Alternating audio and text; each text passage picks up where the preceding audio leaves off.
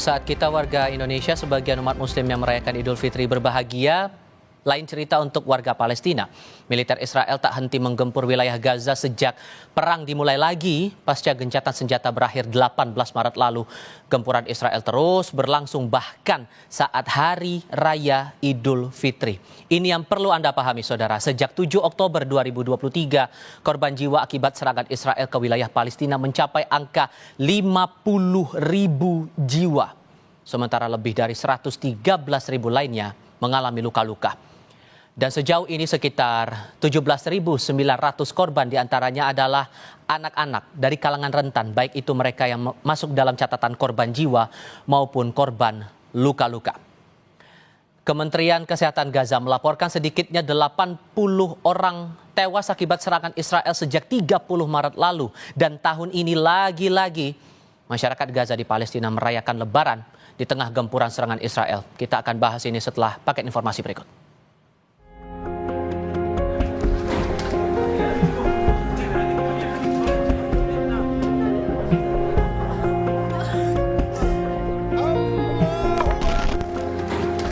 Warga Gaza, Palestina kembali menyambut Hari Raya dalam nestapa.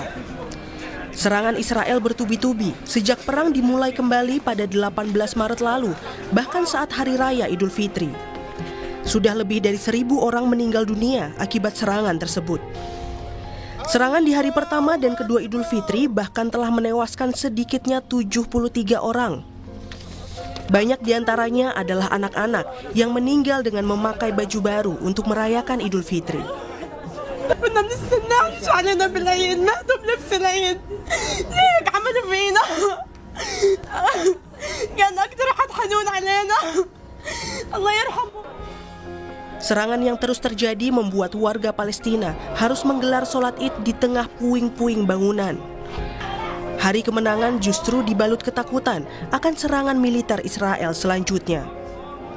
والله ما في فرحة أنا عندي كثير شهداء ابني شهيد ما فيش فرحة ولا في طعم لعيش أنت شايف كيف حتى وإحنا بنصلي خوف وطيران. Wakil Presiden ke-10 dan ke-12 Republik Indonesia, Yusuf Kala menilai serangan Israel terhadap warga Palestina bukan lagi soal politik dan ideologi, tapi masalah kemanusiaan. Sampai saat ini sudah menjadi masalah kemanusiaan, bukan lagi masalah konflik politik atau kewilayahan, tapi bagi kita sisi pandangnya kemanusiaan. Tidak lagi mengatakan siapa yang benar, siapa yang salah. Tapi ini sudah sangat berlebihan, gitu kan. Sehingga menimbulkan korban bisa 50.000 orang meninggal, 80% bangunan di Gaza dihancurkan oleh bom-bom Israel. Tak hanya masalah keselamatan, warga Gaza kini masih kesulitan memperoleh air bersih dan makanan. Awal Maret lalu, Israel menghentikan semua pasokan makanan, bahan bakar, obat-obatan, dan bantuan kemanusiaan kepada sekitar 2 juta warga Palestina di wilayah itu. Saat ini sudah lewat pukul 1 siang waktu Palestina. Lalu bagaimana warga Gaza di Palestina merayakan Lebaran di tengah keterbatasan akibat serangan Israel ini? Kami sudah terhubung dengan 2 narasumber. Yang pertama ada Presidium Mercy Indonesia di Gaza, Palestina, Dr. Tonggo Miati Francisca, dan bergabung juga bersama kami Dirjen Asia Pasifik dan Afrika Kementerian Luar Negeri Abdul Qadir Jailani. Assalamualaikum semuanya, apa kabar? Waalaikumsalam. Waalaikumsalam warahmatullahi wabarakatuh. Terima kasih sudah mau meluangkan waktu berbicara bersama kami, terutama Dr. Mea yang saat ini juga sudah bergabung lewat sambungan dalam jaringan. Sempat tadi ada hambatan sedikit tadi dalam komunikasi, tapi alhamdulillah bisa bergabung bersama kami. Saya pastikan kondisi Anda dan teman-teman Mercy dalam keadaan baik, dokter? Alhamdulillah baik semuanya. Terima kasih. Baik, tapi beri gambaran kepada kami. Ini catatan terakhir. 2 pekan serangan sudah ada 1.001 jiwa melayang, ada 2.300-an orang terluka di Palestina. Di tengah momen kita merayakan Idul Fitri dengan segala keterbatasan, gambarkan kepada kami sesulit apa sesungguhnya warga Palestina merayakan Idul Fitri kali ini. Sebenarnya sudah tahun kemarin juga masyarakat Palestina, masyarakat Gaza khususnya memang tahun kemarin juga merupakan saat-saat yang sulit juga untuk merayakan Hari Idul Fitri. Dan kebetulan kami juga di sini merasakan hal yang sama kembali apalagi makanan yang harusnya mereka dapatkan kudapan sangat sulit dan luar biasa sangat mahal. Dan kemudian juga mereka mereka kan ini sebenarnya adalah hari tradisi yang sama dengan kita, berkumpul bersama keluarga dengan orang tua. Tapi kemudian saat ini untuk menuju ke rumah orang tua atau ke sanak saudara mereka harus menggunakan transportasi yang sangat luar biasa sulit. Dan sekarang yang kami amati adalah mereka menggunakan keledai. Jadi keledai itu merupakan suatu hal transportasi yang sangat ditunggu oleh masyarakat Gaza dan itu juga luar biasa mahal. Dan kemudian mobil. Jadi bayangkan untuk misalnya kayak seperti dari hanya untuk menempuh jarak 1 kilometer saja, itu mereka bisa menunggu dari pagi hingga ya sekitar 6 atau 7 jam. Karena sulitnya transportasi seperti itu. Dan yang pasti adalah bagaimana mereka mau merayakan suasana Idul Fitri tapi di tengah suara dentuman bom dan dentuman bunyi tembak-tembakan dan mereka juga tidak tahu bagaimana tidak ada kepastian bahwa mereka akan hidup atau tidak pada hari itu. Ini videonya juga sudah beredar di jagat maya, terutama di media sosial saat di awal mungkin di sholat Idul Fitri semua berlangsung tenang. Tapi setelah itu saat momen silaturahmi bersama sanak famili justru gempuran terjadi, korban jiwa berjatuhan, kebanyakan adalah kalangan rentan terutama anak-anak. Hal apa yang sesungguhnya mungkin perlu publik tahu, terutama publik Indonesia tahu, Dr. Mea, soal kondisi sesungguhnya saat insiden itu terjadi? Apa yang mungkin belum diketahui publik sebetulnya? Saya yakin bahwa semua yang terjadi itu pasti publik sudah mengetahui karena begitu canggihnya teknologi yang ada saat ini. Bahkan karena kebetulan saya posisinya ada di utara, di daerah Beit Lahia di Gaza Utara, dekat sekali dengan Rumah Sakit Indonesia yang tercinta. Jadi kami tidak begitu terlalu mengetahui kalau tidak melihat dari media sosial atau dari pembicaraan dari orang-orang lokal di sini. Tapi yang mau saya pastikan bahwa berita terbaru hari ini adalah tepatnya hari keempat terjadi lagi di Gaza Utara ini ledakan di daerah Kem Jabalia yang membuat syahid sekitar 19. Dan itu kebanyakan juga anak-anak. Baru saja terjadi. Dengan hal semacam ini, saat kita merayakan dengan penuh sukacita di Indonesia sebagian besar, Mbak, hal apa sesungguhnya menyentuh nurani Anda selama menjadi relawan di kawasan konflik ini?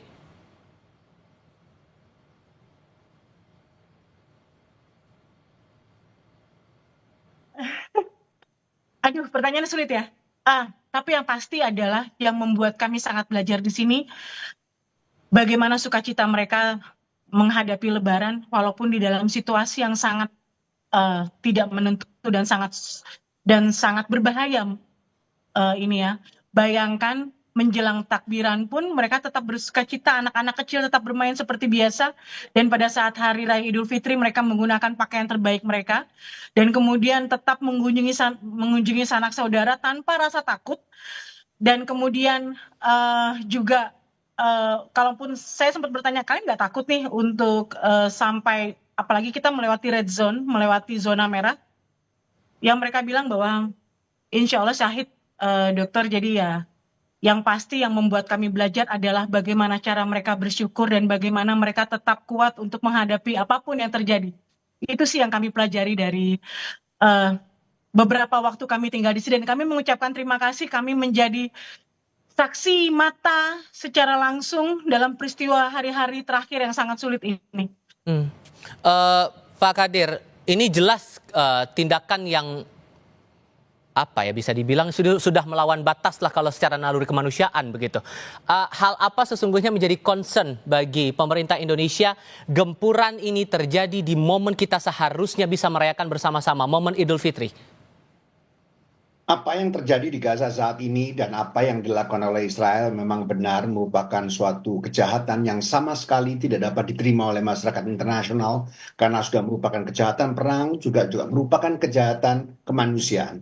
Oleh karenanya pemerintah Indonesia sangat menyesalkan dan sangat mengecam semua tindakan Israel yang telah melanggar perjanjian gencatan senjata yang telah disepakati beberapa waktu yang lalu.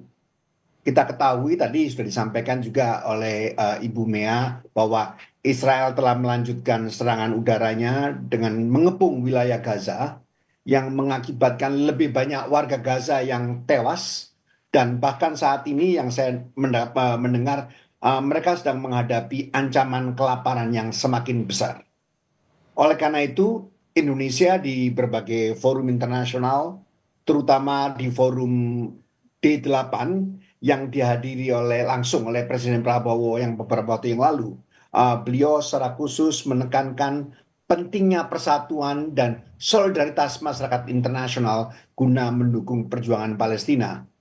Tidak hanya itu saja, dalam pertemuan OIC yang dihadiri oleh Menlu di awal bulan Ramadan yang lalu, serta pertemuan BRICS di Brazil yang secara khusus membahas masalah Palestina, kebetulan saya sendiri yang menghadiri, kita Indonesia dalam hal ini mendesak Israel untuk segera menghentikan serangan udaranya dan melanjutkan implementasi persetujuan tentang gencatan senjata yang kita ketahui bahwa sampai saat ini perjanjian gencatan senjata ini dalam keadaan yang sangat tidak menentu. Kita akan terus menyuarakan agar masyarakat internasional dapat memperkuat tekanan terhadap Israel untuk mengakhiri peperangan ini dan mulai pembicaraan damai menuju terwujudnya two-state solution. Dan default yang penting lagi nih Pak, satu hal lagi yang mungkin berkaitan nanti dengan diskusi yang selanjutnya adalah kita juga mendukung rencana rekonstruksi Gaza yang telah diusulkan oleh Liga Arab beberapa waktu yang lalu, dan Indonesia mengharapkan pembangunan kembali Gaza dapat dilakukan sepenuhnya dengan mempertimbangkan kepentingan serta aspirasi rakyat Palestina. Sesungguhnya Pak, saya meyakini bahwa pemerintah Indonesia dalam berbagai kesempatan itu menyatakan komitmen atas kemerdekaan Palestina. Itu sudah harga mati begitu. Tapi dalam berbagai upaya diplomasi, segala langkah yang dijalankan untuk merealisasikan itu, apa tantangan sesungguhnya yang dihadapi oleh pemerintah Indonesia untuk sampai gol ke arah sana? Apakah memang sulit untuk mencapai itu? Sebagaimana kita ketahui bahwa upaya untuk mendukung perjuangan Palestina bukan hanya terjadi pada hari ini, bukan hanya pada kemarin, dan ini sudah dimulai semenjak tahun 1948 ketika negara Israel diproklamasikan. Apa yang terjadi memang sangat mengenaskan. Kita mengetahui bahwa upaya perjuangan rakyat Palestina dengan dukungan dari berbagai negara berkembang juga menghadapi tantangan. Tantangan ini sama sekali bukan tantangan yang mudah. Dan oleh karenanya kita melihat bahwa mewujudkan kemerdekaan Palestina itu merupakan tanggung jawab masyarakat internasional secara bersama-sama, termasuk Indonesia. Dan kita ketahui bahwa kita selalu di garda depan dalam hal ini. Dan saya tidak mengingkari bahwa prospeknya cukup suram dalam upaya untuk mewujudkan kemerdekaan Palestina ini. Tapi seperti saya katakan sebelumnya, Mas Tifal, bahwa kita sebagai bangsa dan negara tidak akan pernah berputus asa. Dan saya sepenuhnya sepakat bahwa persoalan yang dihadapi di Palestina sekarang ini beyond masalah politik maupun masalah agama dan masalah ideologi. Tapi ini persoalan terjadinya kejahatan kemanusiaan di mana kita sebagai bangsa dan negara yang selalu menjunjung tinggi anti penjajahan dan penghormatan hak asasi manusia sangat memprihatinkan dan hal ini dapat diakhiri. Ini kondisi ditambah lagi Dr. Mea, bantuan sulit masuk karena memang dihalau oleh Israel, bantuan tepung, bantuan bahan bakar dan kebutuhan-kebutuhan dasar lainnya. Sekarang yang jadi krusial Mbak dari apa yang teman-teman Mercy cermati di situ, hal krusial apa yang paling dibutuhkan oleh warga Gaza, terutama mereka yang masih bertahan di kamp pengungsian, dan apa concern yang rasanya harus dicermati warga dunia, terutama pemerintah Indonesia untuk bisa tolong bantu warga Palestina ini, terus bantu warga Gaza ini. Baik, pertama yang mau saya sampaikan adalah untuk membangun kembali Gaza. Pertama, memang kami juga dari Mercy sedang membuat program untuk bangun kembali rumah sakit Indonesia, dan itu terpaksa harus kita ada cancel dulu, agak kita hold karena juga banyaknya bom dan kemudian banyaknya serangan-serangan yang membuat kita harus hold untuk berada di luar gitu. Tapi itu juga salah satunya adalah begitu banyaknya harga-harga, begitu langkanya barang-barang dan harga yang sangat mahal yang padahal selama ini kita butuhkan gitu. Jadi bagaimana kita mau membangun, bagaimana kita mau kemudian merenovasi, tapi materialnya pun tidak ada. Harga-harganya sangat luar biasa mahal. Bayangkan segala sesuatunya itu kita tidak bisa dapatkan. Lalu kemudian yang kedua adalah bagaimana pangan. Kita juga bagaimana ya Mas? Bayangkan mereka hidup sekarang dalam sangat-sangat kelaparan. Yang pasti adalah harga sangat melonjak, sudah tidak ada sudah langka. Harga sangat luar biasa mahal. Dan bayangkan pada saat kita mau membeli barang di suatu tempat, itu sudah kosong. Yang tadinya pada saat ceasefire pun, padahal itu pun di ceasefire itu masih diblokade. Pada saat ceasefire pun itu harga mahal tapi penuh barang-barang. Tapi kemudian sekarang semua sudah kosong. Dan kami juga sebagai tim juga di sini juga kami harus juga ibaratnya juga mulai pintar-pintar untuk memilah untuk baik-baik agar kita juga tidak kelaparan gitu. Rumah sakit ini saya mau ada contoh, rumah sakit Indonesia ini kemarin tidak makan. Karena apa? Karena tidak ada makanan. Pabrik tepung yang biasanya berfungsi sekarang sudah tutup. Karena apa? Tidak ada lagi tersedia bahan-bahan karena akibat ditutup blokade ini yang sudah begitu lama. Jadi yang paling krusial sekarang ini adalah pangan, makanan. Mereka kelaparan, Mas. Jadi bagaimana masyarakat Gaza ini mereka harus hidup di bawah hantaman senjata dan bom, tapi juga mereka harus juga menahan lapar untuk tidak bisa makan karena tidak ada sama sekali. Dan itu yang harus menjadi concern tidak hanya masyarakat Indonesia. Oke, memang dunia harus. Tapi karena saya orang Indonesia, ayolah masyarakat Indonesia kita semua bahu-membahu, semuanya kita harus support masyarakat Gaza ini. Kami ada di sini, Mas. Kami benar-benar berada dengan mereka dan kami memahami dan kami sangat merasakan bagaimana mereka baik hati mereka juga dan juga dalam psikis dan batin mereka tuh sudah benar-benar sangat menderita. Itu sih. Pak Kadir, meresponnya bagaimana? Ini tantangan yang benar-benar di luar nalar kita semua rasa-rasanya dengan ancaman kelaparan, nyawa jadi taruhan dengan segala kondisi yang ada di sana. Gimana bentuk realisasi jangka pendek ya setidaknya dari pemerintah Indonesia untuk mengupayakan hal-hal ini setidaknya bantuan begitu? Masihkah mungkin itu dilakukan? Seperti dikatakan oleh Ibu Mea, bahwa tantangan utama yang dihadapi saat ini oleh masyarakat internasional termasuk dalam upaya pemberian bantuan kemanusiaan adalah akses. Semua persoalan yang disampaikan tadi itu berkaitan dengan masalah akses. Karena akses tidak dapat diberikan oleh Israel sama sekali sehingga material tidak dapat terwujud. Bagaimana kita akan melakukan pembangunan apabila situasi keamanan dan material tidak terjadi. Oleh karenanya ini tantangan terbesar. Oleh karenanya saat ini kita berusaha memastikan bagaimana ada sebuah mekanisme yang menjamin penyaluran bantuan tersebut dapat dilakukan tanpa hambatan. Namun harus saya akui bahwa Israel sampai sekarang terus melakukan upaya yang menghambat masuknya bantuan kemanusiaan. Untuk itu, salah satu agenda yang kita lakukan bersama negara-negara lain, bagaimana kita mendesak agar akses untuk penyaluran bantuan kemanusiaan dapat diberikan. Sekedar informasi, Mas Tifal, bahwa kita tahu ada UNRWA. UNRWA itu adalah lembaga PBB yang bertugas untuk menjamin bantuan kemanusiaan di Palestina. Nah, apa yang terjadi? Amerika Serikat menghentikan bantuannya. Israel melarang UNRWA untuk beroperasi. Dan sampai saat ini isu ini menjadi persoalan di Mahkamah Internasional di Den Haag. Ini menjadi satu persoalan. Namun sekali lagi pemerintah saat ini semua ini walaupun dengan tantangan yang cukup besar, dan saya pribadi ingin menyampaikan penghargaan setinggi-tingginya pada relawan-relawan Indonesia seperti Ibu Mea yang saat ini berada di Gaza. Itu suatu pengorbanan dan dedikasi yang sangat kita banggakan. Dan oleh karenanya pada saat yang sama pemerintah juga saat ini melakukan kerjasama dan komunikasi dengan berbagai lembaga kemanusiaan Indonesia yang peduli Palestina. Kita telah membentuk forum koordinasi dan akan merencanakan penggalangan dan penyaluran bantuan kemanusiaan ke Palestina. Sekedar informasi, pada tanggal 26 Februari yang lalu, Kementerian Luar Negeri telah meluncurkan kampanye bersama dengan tema Indonesia untuk Palestina, Solidaritas, Aksi Nyata, dan Harapan Baru.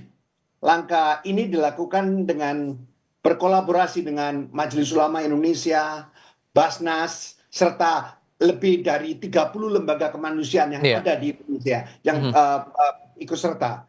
Kampanye ini bertujuan untuk menggalang bantuan dalam waktu jangka pendek. Baik. Diharapkan kita dapat mengumpulkan uang sampai $200 juta, maupun jangka panjang yaitu berpartisipasi lebih besar lagi untuk rekonstruksi Gaza. Misalnya apa yang dilakukan atau direncanakan teman-teman Mercy untuk membangun kembali rumah sakit Indonesia itu merupakan salah satu ide yang kita semua perlu mendukung. Dan mengenai bantuan yang sudah dilakukan pada tahun-tahun sebelumnya, kita terus mengulangi terus apa yang sudah kita lakukan sebelumnya. Dan pada tahun 2025 Indonesia telah mencanangkan untuk memberikan sumbangan $1,2 juta melalui UNRWA, walaupun UNRWA sedang terseok-seok dalam menjalankan tugasnya, dan juga melalui Palang Merah Internasional atau ICRC sebesar $2 juta, dan beberapa proyek jangka panjang di Gaza saat ini sedang direncanakan, tadi seperti pembangunan rumah sakit, serta pembangunan masjid di Rafah dan proyek pembangunan yang dimotori oleh Basnas. Itu ada beberapa inisiatif yang saat ini sedang digodok. Gitu, Pak. Di tengah upaya-upaya yang dilakukan pemerintah itu, Dr. Meti, Anda pribadi punya keinginan sendiri atau hope apa, harapan apa yang sesungguhnya masih Anda punya saat ini untuk Palestina kita ke depannya? Yang pertama adalah saya minta tolong agar tetap Indonesia menekan untuk membuka blokade bantuan kemanusiaan. Itu yang dibutuhkan sekarang oleh masyarakat Gaza. Dan yang kedua adalah agar bisa menghentikan serangan-serangan bom, karena saya pun dan tim juga merasakan bagaimana kekhawatiran apabila misalnya kita tidur malam, kita ingin beristirahat malam pun, kami merasakan bagaimana dentuman-dentuman dan kemudian tembakan dan semua yang ada di sini itu kami merasakan sekali bagaimana ketakutan masyarakat Gaza. Jangankan kami, mereka aja lebih panik gitu. Mereka panik karena apa? Mereka merasa bahwa karena bom yang dijatuhkan itu random. Jadi kami merasa bahwa tolong hentikan serangan. Karena bagi kami adalah rasa ketakutan itu,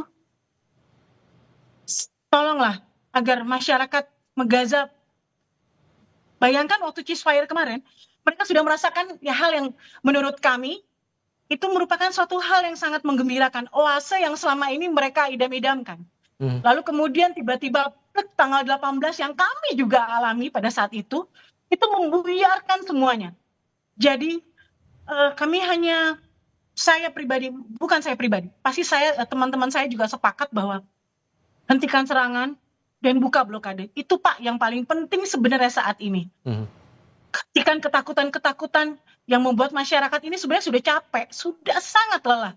Dan kami juga merasakan hal itu, bagaimana mereka begitu sangat ikhlas dan pasrah apabila masuk ke dalam area red zone, mereka itu sudah tidak apa-apa dokter, insya Allah syahid. Mereka sudah seperti dalam taraf seperti itu. Jadi itu menurut kami, itulah tolong. Itu yang menurut yang harus segera disiarkan kepada semua masyarakat dunia menurut saya. Baik, karena pada prinsipnya kembali pada amanat pembukaan Undang-Undang Dasar 1945, penjajahan di atas dunia harus dihapuskan karena tidak sesuai dengan peri kemanusiaan dan peri keadilan. Dr. Mea, Pak Kadir, terima kasih banyak sudah berbagi pandangan bersama kami. Terutama Dr. Mea, tetap hati-hati, semoga selamat Anda selama berada di sana dan teman-teman Mercy. Assalamualaikum semuanya. Waalaikumsalam warahmatullahi wabarakatuh. Terima kasih.